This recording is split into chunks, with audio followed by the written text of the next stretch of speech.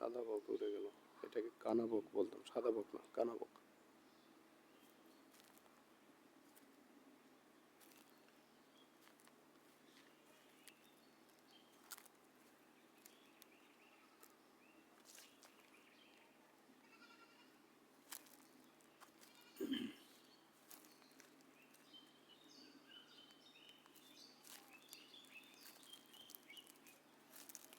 তবে গাছগুলোর শীর্ষে কিন্তু পাখির বাসা থাকার কথা ছিল প্রচুর।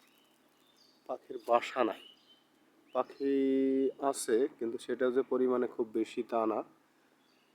কিন্তু এখানে কিন্তু প্রচুর পাখি থাকার কথা ছিল, পাখি নাই। এর কারণ হলো এই যে কারখানাগুলো চলে আসছে জঙ্গলের ভিতর দিয়ে, সাইড দিয়ে। এই কারখানার উচ্চ শব্দে এখানে আসলে পাখির পরিমাণ কমে। একটা মাছরাঙা পাখি বিল থেকে উড়ে গিয়ে কাঁঠাল গাছে বসলো।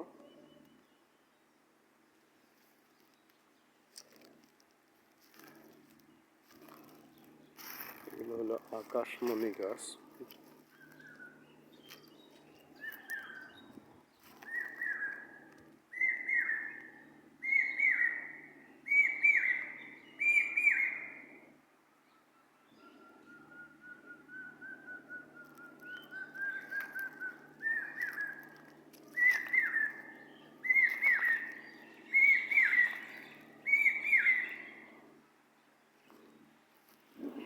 আপনাকে পাখির শব্দটা শোনার জন্য হলেও অন্তত 1000 টাকা ব্যয় করে এরকম নীরব নিভৃত একটা ফরেস্ট ট্যুর বা জঙ্গল ট্যুর করতে পারেন দিনব্যাপী। জাস্ট দুপুরের খাবারটা সাথে রাখবেন, কোনো রকম খুব বেশি রিচ ফুডের প্রয়োজন নাই। জাস্ট দুপুরে যা হালকা কিছু খেয়ে নিলে হলো। তাহলে কি হবে, আশেপাশে খাবারের কোনো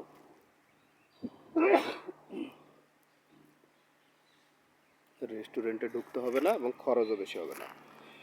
বাস্তবতা হলো ঘুরতে এসে খাবারের, আপনি তো আর ফুড ট্যুর দিচ্ছেন না যে ফুড ব্লগিং করবেন বা ফুড ট্যুর দিবেন।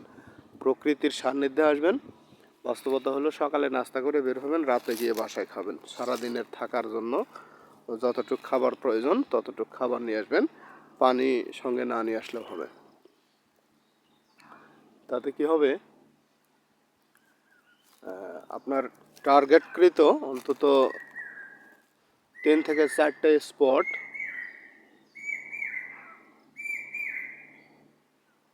পাখির এত শব্দ সুন্দর যে এত সুন্দর শব্দে নিজেকে কথা বলতে ইচ্ছে করে না।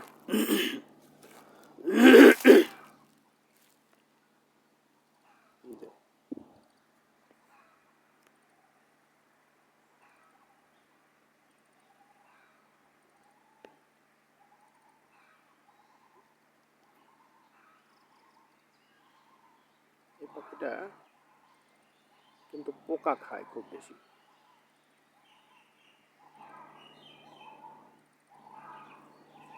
ওই যে আরেকটা পাখি, ওই যে ওই যে ওই যে পোকা খাচ্ছে গাছে। এটা হলো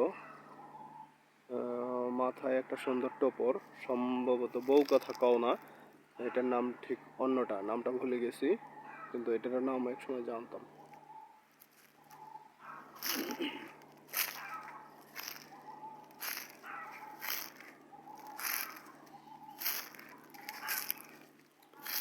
শুকনো পাতার মর্মর ধ্বনি। আকাশমণি গাছের পাতা পড়ে আছে মাটিতে এবং এগুলো একটা দেশের সম্পদ। আশেপাশের লোকের জ্বালানি চাহিদা পূরণ হচ্ছে অনেক বেশি।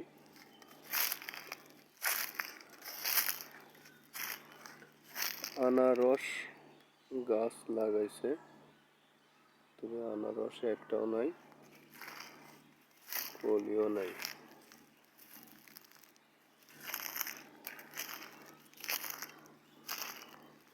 এই যে একটা কলি দেখা যাচ্ছে, অবশ্যই একটা কলি। আনারস গাছ থেকে দেখি,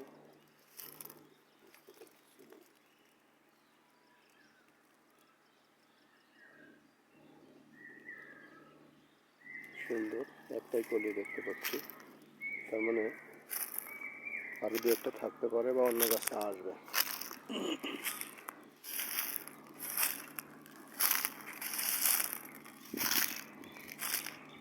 সবচেয়ে বড় কথা হলো এখানে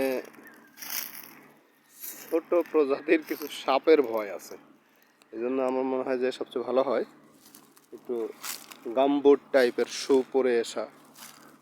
নর্মাল শুতে একটু রিস্ক থেকে যায়, কারণ যেহেতু ট্যুরটা হবে জঙ্গল ট্যুর বা জঙ্গল সাফারি, সেক্ষেত্রে এই বিষয়টা একটু মাথায় রাখবেন। কারণ ছোটোখাটো দু একটা সাপের দেখা আমরাও পাই, যদিও তেমন ভয়ঙ্কর না, তারপরেও সাপের কামড়কে ছোট করে দেখার কোনো সুযোগ নাই। যে কোনো সাপ থেকেই আসলে একটু দূরে থাকাটা ভালো। ভয় দেখাচ্ছি না, কিন্তু সতর্ক থাকলে আমার মনে হয় যে সেফ থাকা যাবে, নিরাপদ থাকা যাবে।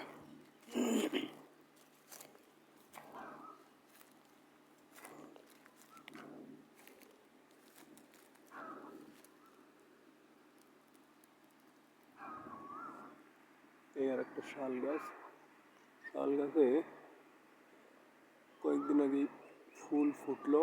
এখন শাল গাছের ফুলও মাটিতে পড়ে আছে অনেক জায়গাতে।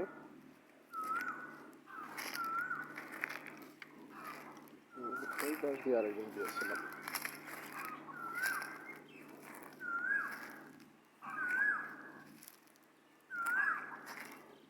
তার মানে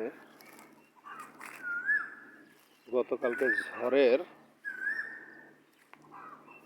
এটা একটা ক্ষতিকর চিহ্ন। সম্ভবত একটা জাম গাছ হওয়ার সম্ভাবনাই বেশি। পুকুরের মাঝখানে পড়ে গেছে, সাইডে ছিল হয়তো।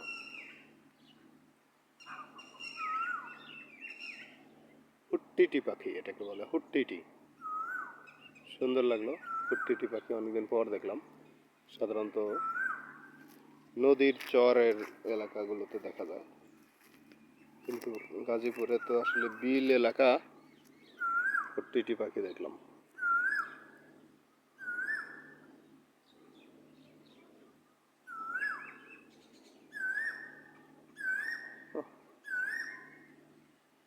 কি সুন্দর।